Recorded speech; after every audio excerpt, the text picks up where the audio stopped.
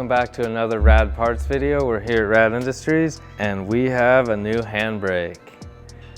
We're extremely excited about this one. A lot of effort went into it. Can't wait to tell you about all the features, how it was designed, and how it turned out. First, let's talk about the design, how we got this really cool handle. And to do that, we're gonna need to talk to Renee. So follow me into the office.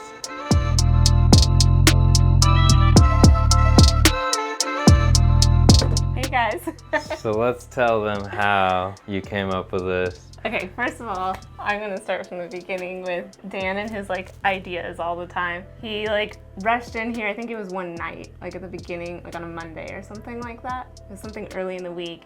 And he let me know, we need to design a handbrake by the end of this week. And I'm way different than that. I'm like, wait, what? And this was December of not last year, but the year before that. A while ago. Hoping that this would be in my car to start 2021 drift season.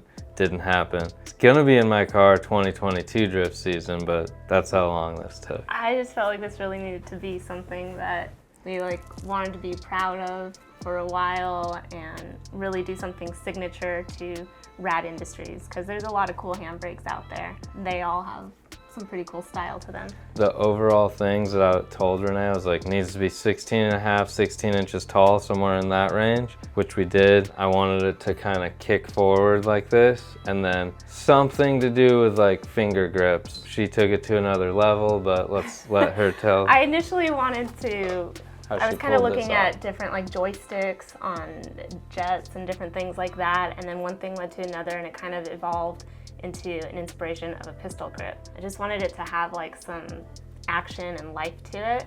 I literally went and just Googled different images, and I am not the best at detailed renders or being very dimensional on screen.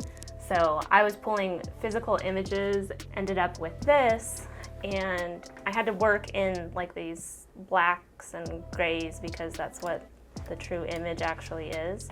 Once I had that, Dan already knew it was going to be a challenge for the machinist, and I'm like, but it has to be so true to it, and I'm so happy and grateful for the time that our machinist spent on this, because it ended up very true to that. Seth was like, oh great, that looks cool, and then I'm like, so can we do it? He's like, yeah.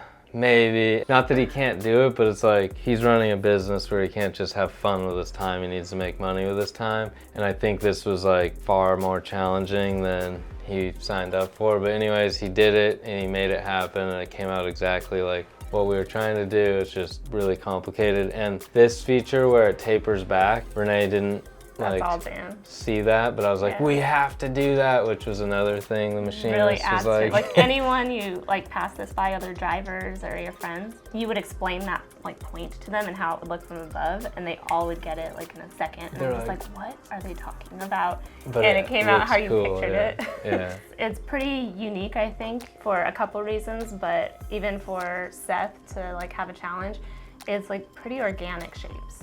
The curves, you don't see that very often. It's changing from all directions in 4 areas right here, which is not typical with a machined part. He 3D printed this first. We were there's not enough features. It needs so I Sharpie marked where we needed stuff, and then he was able to make these little outlines where it has a step in there so you could visually see it. It's not really going to do anything for your hand. You can visually see where your hand needs to go. Those details were important to accomplish an actual pistol grip. Slightly thicker than the average handbrake, but your hand just feels comfortably resting there. It's just right. You guys are gonna need, you're gonna need one. It's definitely a statement piece. I think you'd be happy when you look over and see it inside your car. Definitely. Yeah. And then we're gonna do some anodized colors in these. Let's go talk about all the plus sides. Oh, speaking of designs, and we're always trying to be as original as possible, we have a new t-shirt design that will be coming out this season.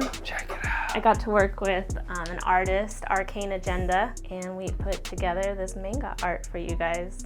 It shows the whole story of Dan ripping in his Supra. All right, back to the handbrake.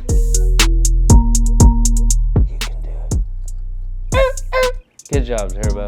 Okay, so now you guys know the behind the scenes on the design and how much effort was put into this by Renee, myself a little bit, and then a bunch of effort from Seth at Sleeper Design, who makes all the billet parts, but you guys have to buy them directly from us. Thank you to Seth and Renee, and then let's talk about these features that this handbrake has. Something a little different that we were able to integrate is, I don't know if you're gonna be able to see down inside there, but we have a press-in bushing on either side. That'll help keep the movement nice and fluid and like not binding, and it keeps it side-to-side movement nice and tight. It's not sloppy or anything. That's an added feature. I don't think anyone else has that. Some may have a bearing in there, but they would have to build their own base to have a bearing. So we got the bushing in there. The other benefit obviously is how good it looks, how it hand grips on there perfectly. We're gonna offer it in black, we're gonna offer it in machined, and probably gonna offer it in blue and red. People that are trying to do the color combos or everything the same color throughout their build will be able to accommodate that. And I think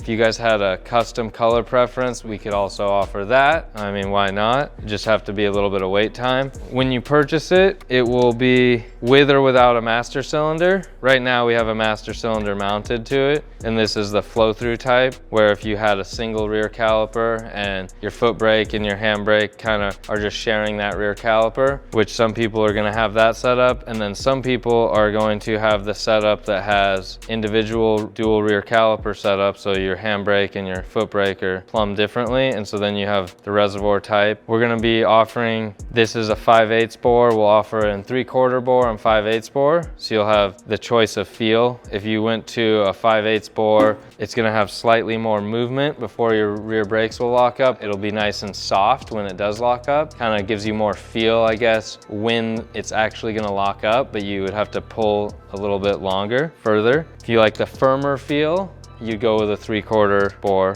Those are going to be the choices, and this is the part that you would be getting. So cool.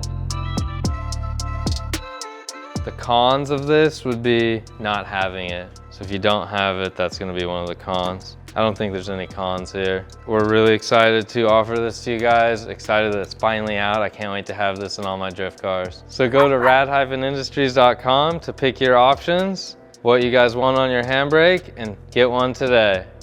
Hope you guys enjoyed this video. Thanks for watching.